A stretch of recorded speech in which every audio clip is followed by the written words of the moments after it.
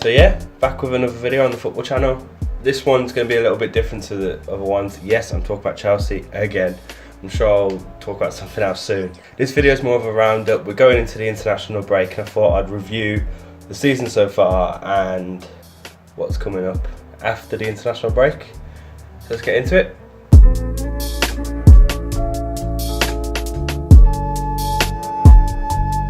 So yeah, like I said, I want to start with the first 4 games of the season, first of which is Huddersfield. I'm not going to go into like massive depths about it, but you know, Huddersfield was a great game, 3-0, great way to start the season, and we saw that Sarri ball was getting implemented slowly there, and we're looking good. After that was Chelsea versus Arsenal, which was such an exciting, mad game. It was, no one had a defence, but we all attacked quite well. Arsenal could have won it, Chelsea did win it.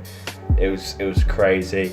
It did show our poor defence though, it showed a weakness that has been prevalent through the start of the season. It was a great win though. We beat a top 6 team, exciting game. You know, like that's what you want. You want exciting, fun football to watch, as well as winning. So next was Chelsea Newcastle, and this game was horrible to watch. I did not enjoy it at all. It was just so like.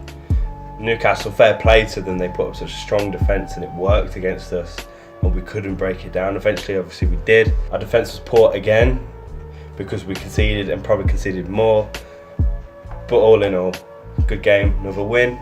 And the Bournemouth game was just a carbon copy of the other one. I reckon it was just like they put up a really brilliant defensive situation.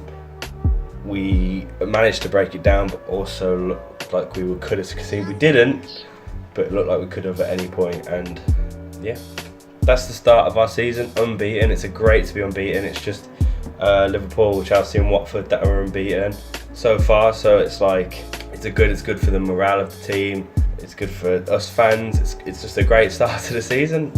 It's brilliant. So yeah, now I want to talk about some of the standout players of our excuse me. So yeah, I want to talk about some of our standout players of the season. My standout players anyway, my picks for like who's performed the most and who's excited me the most. First, you've got to mention Hazard. Like, he looks like he's having so much fun playing for Chelsea now. You know, he's playing fun attacking football. He seems so dangerous. He seems like he's, you know, the Hazard that we all want him to be, the attacking, sharp-minded, brilliant Hazard, and that's what he's been so far. So hopefully he continues that for the season and brings us good shit. Good shit. I think a surprise one for me was Pedro last season. I remember, like, I can't remember what game it was, but I remember Kante brought him on as a sub and we were losing, and was in that period of us just like losing games and was such bad morale, and I was like, oh, bring fucking Pedro on, he'll help. But you know, he's proved me wrong after signing that new contract. This season he's been brilliant. He's been the Pedro I used to see a couple of years ago when he signed and when he played for Barcelona. He was so good. You know, he's when he's starting the game, which right now I think he should start, of how good he's been, he's making an impact. He's also been making an impact when he's been subbed on, like the Bournemouth game he was brought on, scored the goal, changed up the game. It was brilliant, and like I'm really happy that now that attackingly Pedro is brilliant. He's back to his form. Another player would be Marcos Alonso. Marcos Alonso has been brilliant. Oh, God damn it, Patrice. Another player would be Marcos Alonso. Marcos Alonso is going forward. It's been brilliant. He's been assists and score. He has been assist. He's been creating assists and scoring and just getting into the areas that you want him to be in as an attacking left wing back. That's the problem, you see. He's the left back, but he is getting forward, and I feel like Sarri does want him to get forward, but when getting back, he's not at his full best. He's at his full best when he's up front, and I think that's a great thing to have. I guess he just needs to sharpen up at the back, but first part of the season, he's been brilliant attackingly, and it's been great to have such like another option to score, another option to create assist other than just the attacking players. Finally, Jorginho. Jorginho is brilliant. I'm so gassed with Jorginho that we've brought him in. I didn't really hear of him before, to be honest, but once I heard we were signing him with Sarri, I looked into him a little bit, and he's fucking brilliant, isn't he? Like, he's just, I love that his playmaking and his leadership, and watching him play is brilliant. I love the way he's come in. and just took Chelsea to that next level. I think he made more passes than Newcastle did against us. Like, he made more passes than the whole team. That's crazy. So to have him in your squad, along with these attacking players like Hazard, Pedro, like, it's all looking so good. I think I'm going to get Jorginho on a shirt as well, just because I really like him. I think he's a really cool geezer. He's a really nice geezer as well. Like, he's got his dogs on his shin pads. This is fucking brilliant, isn't it? As I've said already, there's problems with the squad.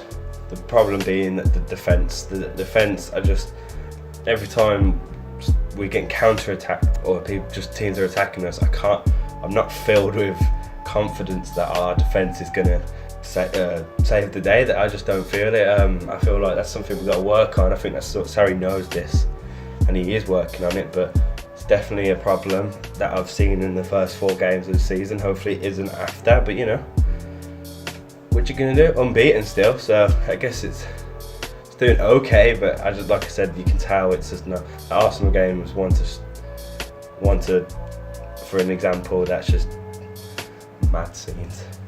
The first 4 games, you know, they haven't been major opponents. I guess Arsenal is a top 6 team, but they're going under their own reform and reshape. That they aren't as dangerous as they has been. They aren't as dangerous as they have been. I can't say that, man. They aren't as dangerous as they have been. So they although they attacked us well and they had loads of chances, I still wouldn't class them as that good at the minute. I guess that's me being a Chelsea fan and being biased anyway. But like teams like City and Liverpool, you know, if they start attacking us, are we going to be able to defend them? Because I don't think we are.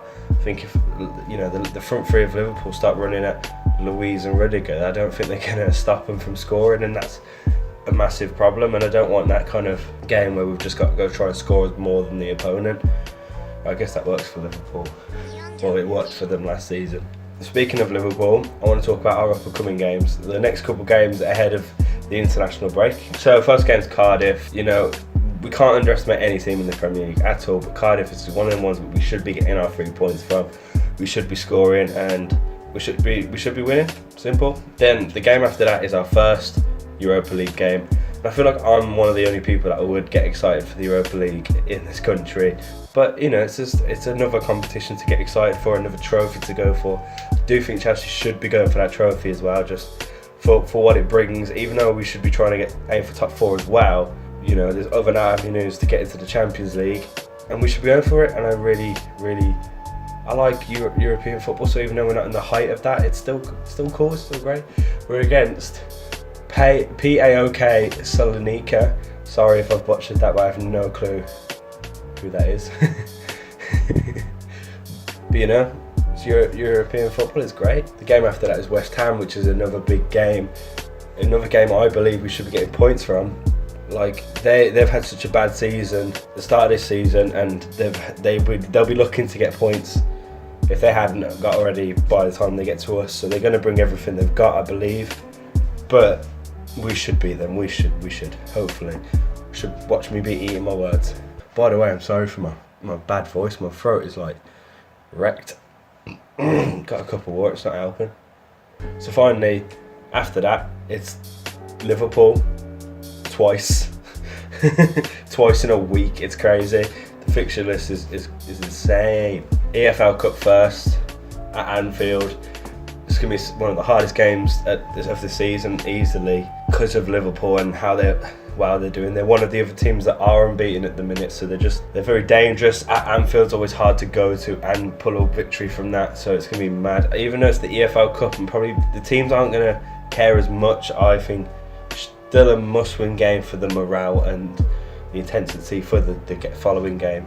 I live with someone who supports Liverpool, and he's mentioned to me that we might be able to get tickets to go to that game. Well, I'll be in the Liverpool ground in the home side, which will be a bit naff, but I'd love to go see them play at Anfield. I'll just keep my nut down. But if that does happen, I'll be making a video about it. I'll definitely be making a video about the 2 games anyway, because it's going to be intense. But fingers crossed that we go to that game. So after that is the Premier League game with Liverpool. This one's at Stamford Bridge, which brings an advantage. It's hard to tell what's going to happen right now because both teams are looking so well. If I had to put money, I'd probably put it on Liverpool, which is probably a shit thing to say. but they do look stronger attackingly and defensively compared to us. But who knows, if we beat them in the EFL Cup, the morale might carry over to Stamford Bridge. I bet Stamford Bridge is going to be so lit as well, like it's going to be so intense there. It should be crazy, it should be really fun. So who knows, I really can't put a finger on it. I'll do a preview closer to the time, because there's certain games in front of all this that's going to happen which could affect everything. But definitely a big game. I'm definitely going to do a video about it. So yeah, that's it now. I've just got one more thing left to say. I bought a ticket today for the first home game of the Europa League. It's against Molvidi, who's at the Hungarian team in our group. It's our first Europa League game at home, so I thought I'd go. It's really cheap tickets. I'm so excited. As I said earlier, I love the Europa League. I love European football, so this will be so cool for me to go and see Europa League football at Stamford Bridge. I'm in the Shed End, which is my first time there as well, so I bet hopefully that's scenes next to the away fans. But yeah, I'll be travelling from Manchester to Brum to London all in one day just to get there. Can't wait. It's like a month away, but I can't wait. And I'll definitely be doing a match day vlog for this channel. 100%, it'll be a really cool experience. And that's it, yeah. Hope you enjoyed the video. It's a bit of a long one this time, but it's just a bit of a review video. I knew I wanted to make a video about something, and now the international break is coming up. Thought I'd just do a review of the season. If you enjoyed, please like it, share it. Sharing it means the world to me. Like sharing it brings it to the next level, next level, next level. So please do, if you like it, everything, subscribe. And yeah, sick. See you in a bit.